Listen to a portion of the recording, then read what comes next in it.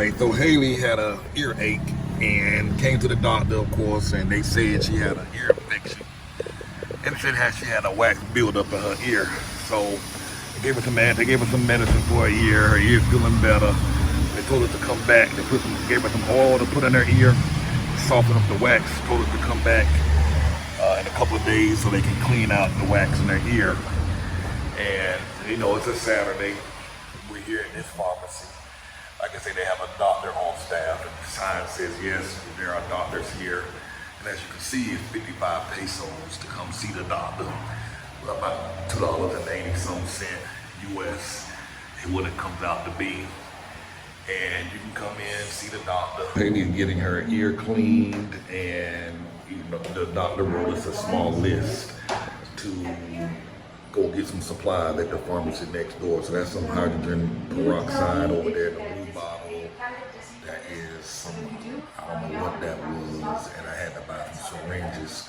So the total cost for all three of those things was like $2.50, 50 pesos. And so now she's putting this stuff in her ear to rinse it all out, to flush it all out, the wax. So, and for this particular treatment, the whole cost is 140 pesos for the ear cleaning, which is about $7-8 total. All right, so I just really want to clarify a couple of things here about how this stuff works. So many of the pharmacies in Merida and or Mexico, when you go to the pharmacy, there'll generally be a doctor office connected to the pharmacy. So if you have minor issues, non-emergencies, you got an irritated eye, you might have sprained your leg or sprained a finger, you might not be feeling well, stomach ache or whatever, you can go to one of these doctor offices. And the benefit of that, they range anywhere from about $2.50 to about $3.50 to see the doctor. Each pharmacy chain have different prices, but they're around 50 pesos to 75 pesos to see the doctor. And the doctors are top notch. By law in Mexico, in order for a doctor to keep their license and to renew their license, they have to volunteer so many hours in order to keep their license active. So it's a good law. It keep them, it makes sure they give back to the community. So they have to come and work in these pharmacies. So these are top-notch doctors, surgeons, neurologists, cardiothoracic doctors, top of the line. By law, they have to give their time back by working in these pharmacies, working in these different facilities. So that's a good thing. So you're getting a top-notch doctor. You're not just getting low-level, low-end doctors. So like I say, if you have a non-emergency, visit these type of doctors. It's going to be a lot less than going to the emergency room. You'll be in and out. When we went to this particular one, there were two people in the waiting room, and there was one already seeing the doctor. We waited for 15 minutes. And so, and we went in there. He was like, all right, so y'all back to get your ears cleaned out. He wrote a small list. They take it next door to the pharmacy. The pharmacy gave me all this stuff back to take back in there so he can make the solution to rinse their ears out or flush it out. It was $2 and some change, $2.50 for the stuff, and $140, 140 pesos for her to clean the ears out.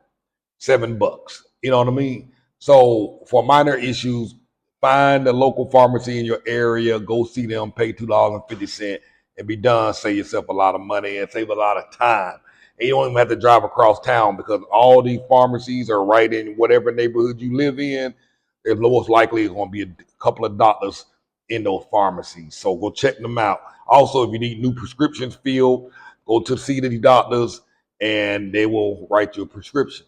So it's a very good setup. Very convenient. They're literally all over the city. You don't even have to try and find one. You'll run into one of these offices on accident. So I hope you're finding this content helpful.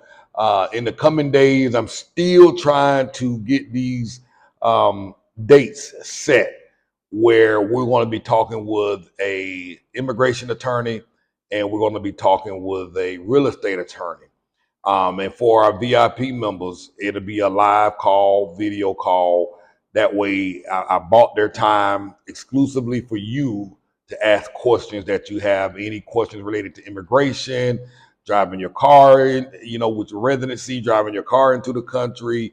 How can you move your stuff? How much stuff can you move? Are you going to be charged for that?